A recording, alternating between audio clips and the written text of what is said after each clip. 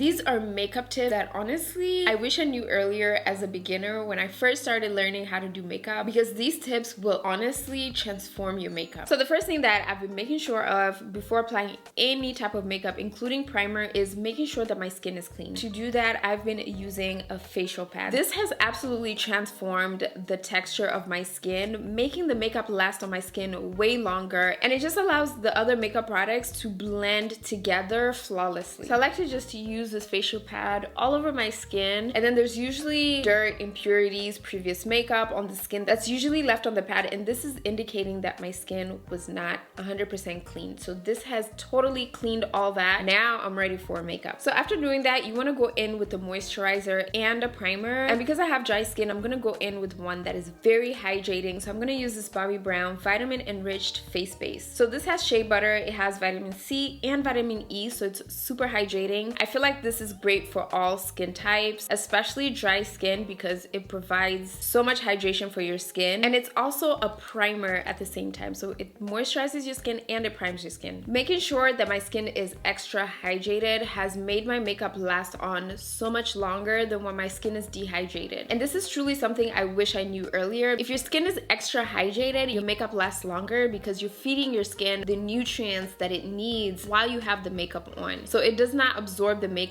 and your skin does not push out any oils. So the third tip that has absolutely transformed my makeup looks is spraying my face before applying foundation. This helps to lock in moisture on your skin before you're going in with the makeup product. Some makeup products tend to dehydrate your skin, such as like powder or matte foundations. So you really want to make sure you're locking in hydration so that your makeup lasts all day and your skin does not absorb it. So I like to use a hydrating setting mist. So I got this Tilbury Airbrush setting spray because it's hydrating and it's oil-free, so it doesn't add any oils into my skin, but it does help to lock in moisture. So after doing that, I do like to use a sponge and just press that onto my skin. This is gonna help you get rid of all that excess setting mist, and this will literally help your makeup last on way longer. This works great also for all skin types, so even if you have dry skin, you have combination skin, or you have oily skin. I recently got this setting spray from Nordstrom Beauty, and this video is also done in partnership with Nordstrom, and you can definitely shop these makeup products at Nordstrom.com. So before applying any foundation, I do like to spot correct on my skin. It's typically areas on my skin that are darker than other areas, such as my under eye and around my mouth area. So to do that, I like to use a color corrector, but specifically I like this MAC Studio Fix color correcting palette. It comes with so many different shades. You can use the orange to color correct and mix it with a lighter shade to get the perfect match for your skin tone, or if you're of a yellow undertone like me, you can mix it with this yellow shade right here to get that perfect undertone color. So to color correct, I like to take an orange shade. This orange shade tends to be too orange for my skin, so I like to mix it in with a deeper brown shade. So I'd mix it in with this shade right here, and I like to place those two colors at the back of my hand and mix them together. And I like to start right underneath my eyes, right where I see that darkness. This is going to help brighten up your under eyes, especially if you have really dark under eyes. One thing I've learned about color correctors is less is more. This is going to allow your makeup to look natural and you won't see the color corrector underneath the foundation. So I'm also going to place that on my mouth area. And as you can see, that corrector shade doesn't look too orange under my eyes. It doesn't look like I applied on a lipstick. It just looks almost like my natural skin tone. So it's going to be easy to cover it up with foundation. So one thing I've learned is the type of foundation that you use is directly correlated on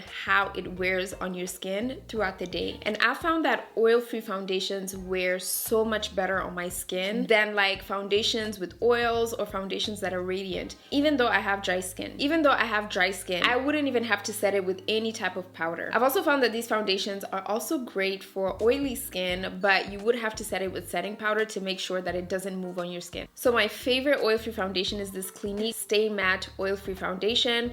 This foundation lasts on your skin literally all day long and it does not move. The shade that I wear is 122 Close. So one thing I've learned about any type of complexion foundation and concealer is that less is more. So I like going in with a little bit focusing on the outer portion of my eyes and going in only with one pump of foundation. Then I like to go in with a beauty sponge and just blend that foundation out. This is going to allow me to only use the amount that my skin needs and not apply too much, because when you apply too much foundation, it tends to suffocate your skin. This is going to prevent you from applying too much foundation, and it's going to prevent your makeup from caking up. So one thing I've learned about concealer, especially if you have fine lines under your eyes, your concealer tends to crease more. To prevent that from happening, I'm going to use this Lancome Teint Idole concealer in the shade 500. I like to apply only a little bit where my skin needs it, which is typically on the inner portion of my eye. That is where I like to focus majority of the concealer. So after doing that, I like to let the concealer settle on my skin for a little bit. This will allow the concealer to be a little bit tacky so that it leaves coverage on my skin. So to blend it out, I like using a sponge. So I like to use a damp sponge, specifically the one I use for foundation. And I just press that right underneath my skin, making sure not to absorb too much of the product. A really good makeup tip to really help your blush last on your skin is to apply a cream blush first as a base, then go on top of that with a powder blush. So for cream blush, I'm gonna use this Westman Atelier cream blush. This is in the shade Poppet. So what I like to do with this cream blush is apply it at the palm of my hand to warm it up on the skin. This is going to allow the blush to apply smoothly on your skin, and then go in with the brush that I use for the blush, pick up a little bit of that product and just place that at the highest points of my cheekbone. This is going to act as a base for the powdered blush so that it has something to hold on to so that it doesn't disappear on your skin. So after setting your skin with powder, you want to go in with a powdered blush on top of this cream blush just to make sure that the blush shows up on your skin all day long. So I like to just take a little bit of that blush and just